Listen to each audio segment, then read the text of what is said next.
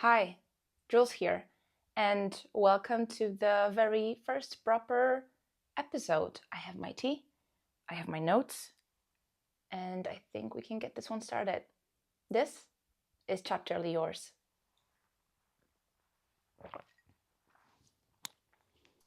One more thing before we get started properly. There is a bonus at the end of the episode, so please stay, and I promise you will not regret it. And today, I want to talk about tomorrow and tomorrow and tomorrow, a novel written by Gabrielle Zevin in 2022. And the second I saw the cover was the moment I was sold. I didn't even know what the book was about, but the Shakespeare title and the hokusai on the cover, I knew immediately that this is a book that I need to have on my bookshelf. And I'm very glad that I did buy it. There are two versions of the cover, if I'm not mistaken, but this one is more of my color scheme. The other one is super pretty too. I have my notes here with me, so I don't forget anything I want to tell you guys. And I will start with the ending, actually, not the proper ending of the book, because that would be spoiler, but something called notes and acknowledgements. This is a part that I used to omit in every book or every anything that I was reading, but this not only provides geographical details that were mentioned in the book, like placements of buildings or factories or something like that, but it also gives a deeper insight into things mentioned. Like there was a scene where Sadie was in her mind referring to a book about AI and how we perceive people. And I was like, this is actually something that I want to read. So I finished the book, and then the first page is the notes and acknowledgements. And right down at the bottom was the mention of the book. And I went online and bought it because it was just, the description of it was fantastic. Now, the book itself starts with two kids meeting in a hospital. One of them, Sam, is there because he had an accident, and Sadie is there because her sister is sick. And they bond immediately over a video game. They don't talk much, but when they do, it's this instant child's bonding, which was so easy for kids to meet your new best friend. And obviously, I have a nephew who, when he was 5 or 4 or 6 even, he had a new best friend every 5 minutes. But then he grew up, and now those best friends are really his best friends still. So this is beautiful, and the beauty of child's friendship. To allow yourself to play with another person is no small risk. It means allowing yourself to be open, to be exposed, to be hurt. The first thing that we actually see them do, Sadie and Sam, is they play together, which is really intimate experience, intimate in a deeper emotional level. I play a little. I'm not like a pro gamer. I don't play those complex games. I'm more of a cutesy player. I play Stardew Valley and Hogwarts Legacy. But it would be extremely difficult for me to share a play with someone, share a game in this way, because it exposes a different parts of you, something that you not necessarily want people to see. For me, playing games is a reset. It's a break for my brain. I put on an audiobook and I just disconnect.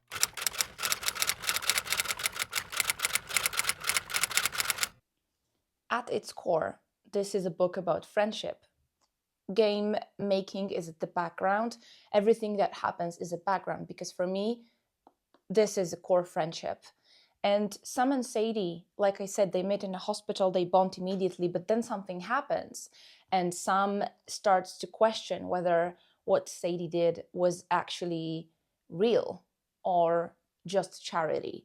And that actually made me think. And there is a quote in this book: "But I can tell you that the people who give you charity are never your friends.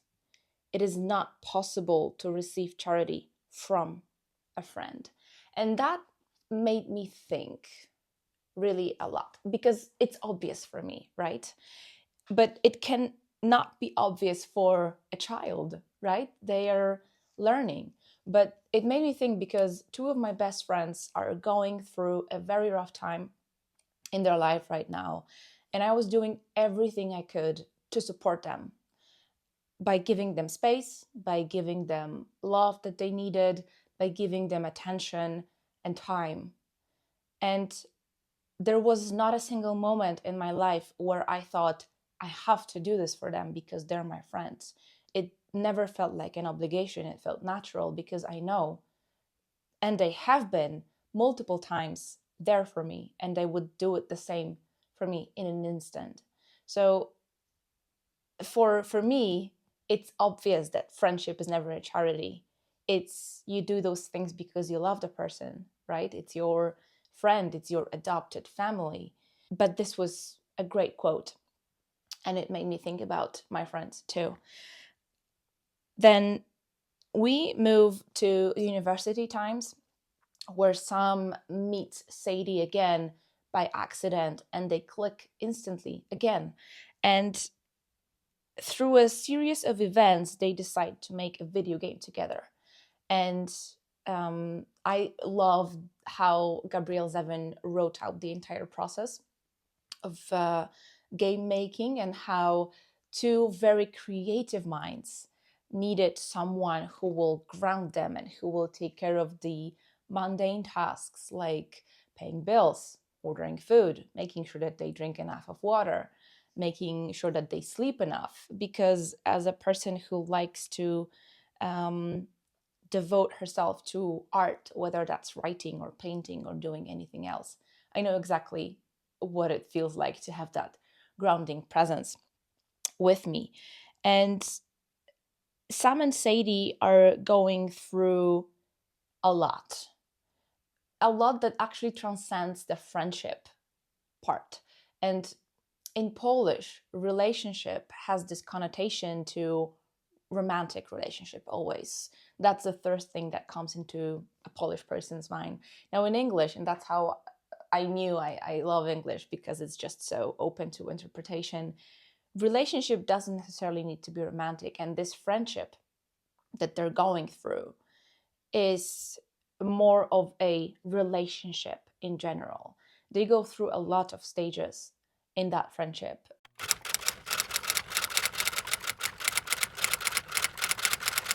Now, there is one particular quote in this book that I think sums up friendship, this kind of innocent, childlike friendship between two very lost and very confused people, sums up perfectly. Promise me you'll always forgive me, and I promise I will always forgive you. And then it continues. These, of course, are the kinds of vows young people feel comfortable making when they have no idea what life has in store for them. And this was a premonition, really, to what will happen next. This was on page 73, so well in the beginning of the book.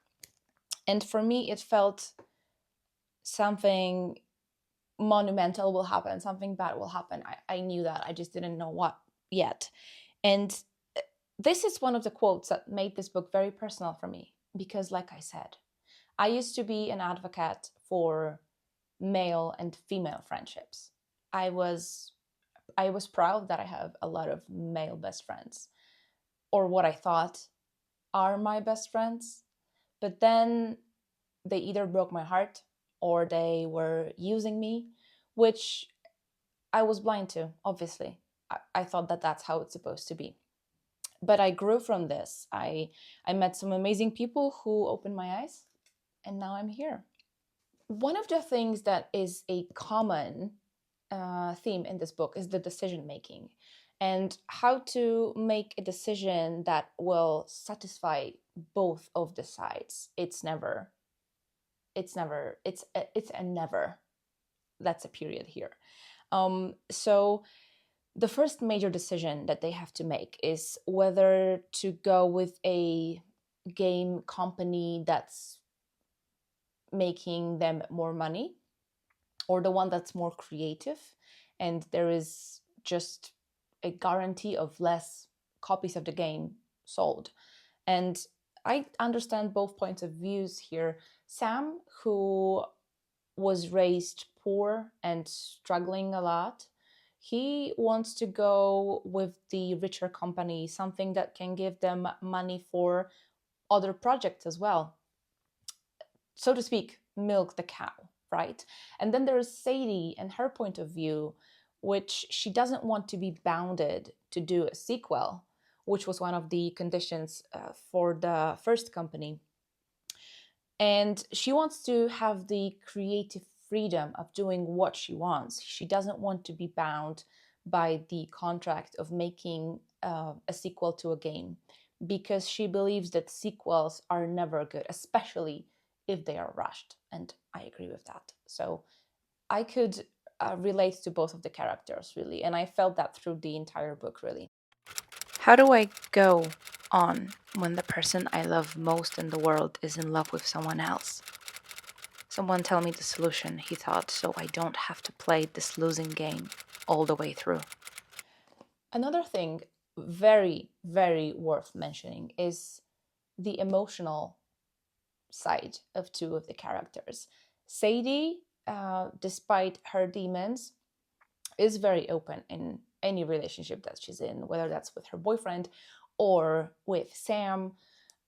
She has no reservations in saying I love you to the people that she loves and she cares about. Because for me, once again, and this is very something that I talk about a lot with my friends, English is a very soft language when it comes to meaning of the words. For example, if you say I love you to someone, for me it's not so binding as when you say it in Polish, for example. In Polish, I love you is kocham cię, and it sounds so final. It always felt very final to me. That's why I also understand his point of view, because he struggles with saying I love you back. And I absolutely love what Gabrielle Zevin did in this book, because Sadie knows that Sam struggles, and he answers terribly. So from that point onward, whenever Sadie says I love you, he responds terribly. Chef's kiss, really. But their friendship is not only rainbows and candies and making video games. It's also about perception of the other person and the possessiveness that's in the friendship. And I think that possessiveness happens in all friendships, but in this one, it was very obsessive, and it was more from Sam's side rather than Sadie. She was free spirited, the creative person, whereas Sam needed to feel 2 feet on the ground. And he was very possessive over Sadie. And he, especially that came to light with their friend Marks, when he wanted, back in the beginning of the making video game number one, when he wanted to ask Sadie out, and then Sam said that it wasn't a good idea in his opinion. Not necessarily giving him any concrete arguments, but just like a fish in a stream, kind of floating around the subject. And now this is a very, very important thing, because that possessiveness came from insecurity, that Sam wasn't good enough, that Sadie was so beautiful, so smart. Why would she ever be with a friend with someone like Sam? Was it in the end a charity?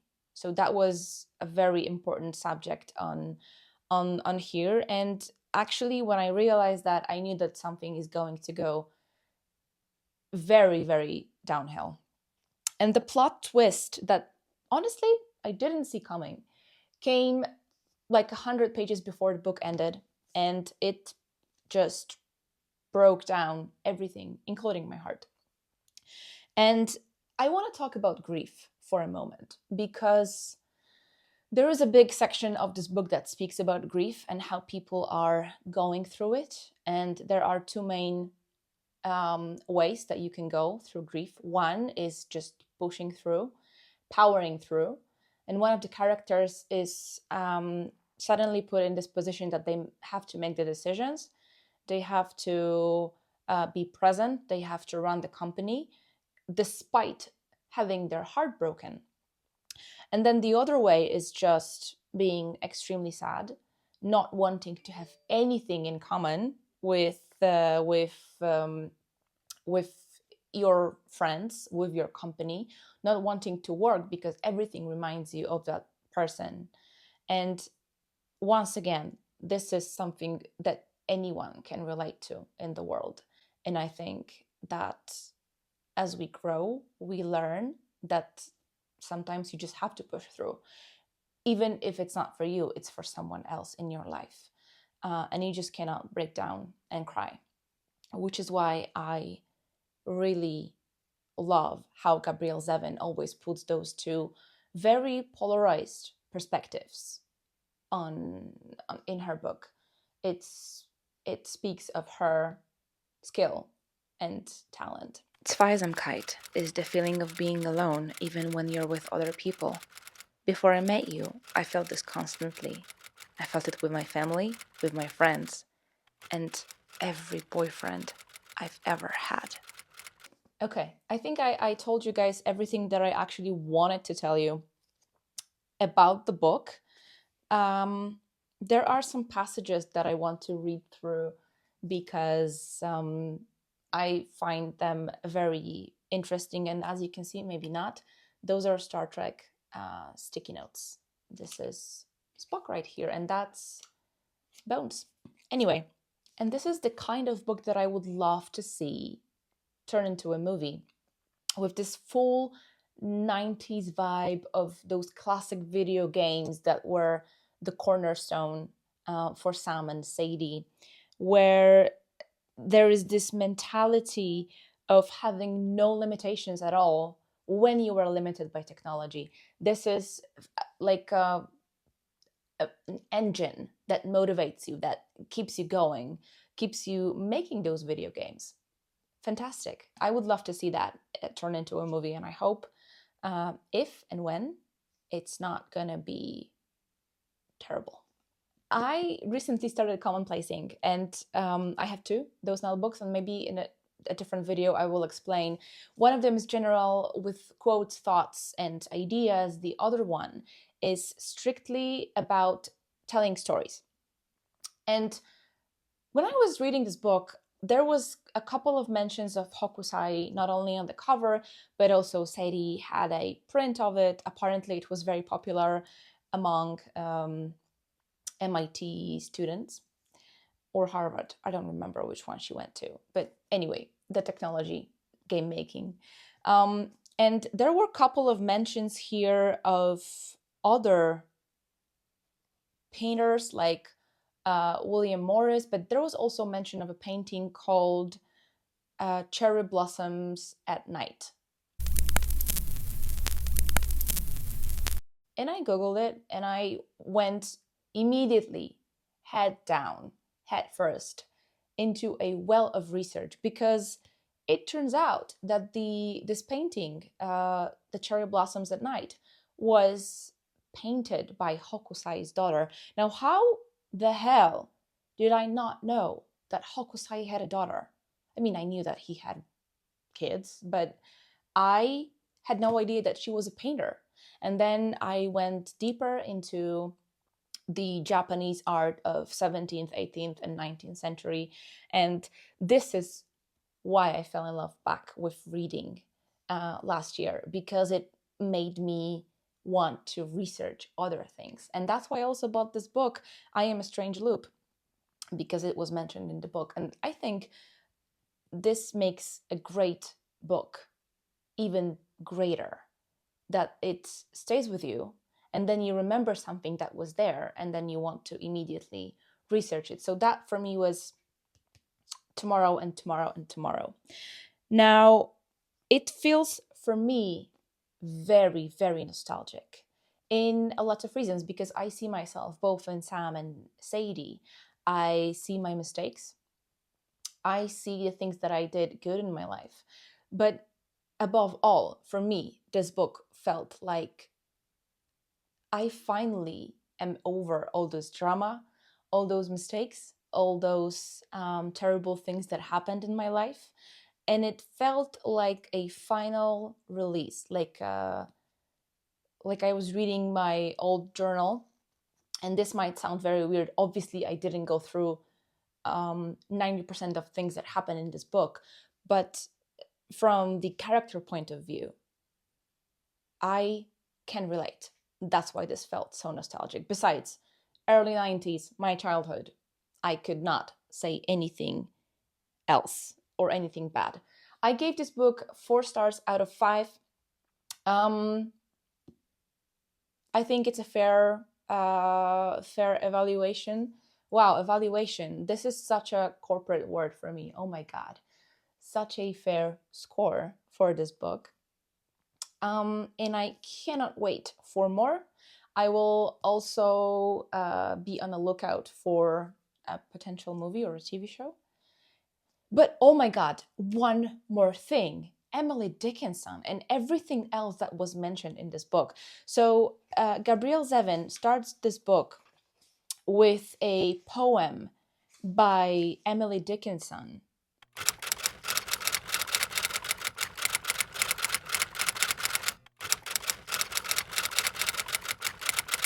It was nostalgic because of the references, of everything that's mentioned in this book, like Emily Dickinson. And Emily Dickinson is also one of the inspirations for Sadie to make a video game called Emily Blaster, which, as is described by the characters in the book, as the most violent poetry game ever. And I absolutely would love to see this game come to life. I'm pretty sure that there are people on the internet, because it's the internet, who made this possible. So I would love to see that. I recommend this book to everyone, although I am always a little terrified of recommending books or cooking for someone, for that matter, because it, again, like playing games with someone in the same room, is very intimate, and you keep overthinking, what if they hate it, what if it's not something they will like, or something like that. But then I realized that maybe someone will not like the book that I recommended, but they will know that it meant something to me. So if you happen to read this book, please let me know if you liked it, and if yes, what did you like about it, and if no, I'm also interested in your opinion here. So please give it a try. Thank you for watching, and I appreciate all the kind words, and I hope I will see you again. Bye.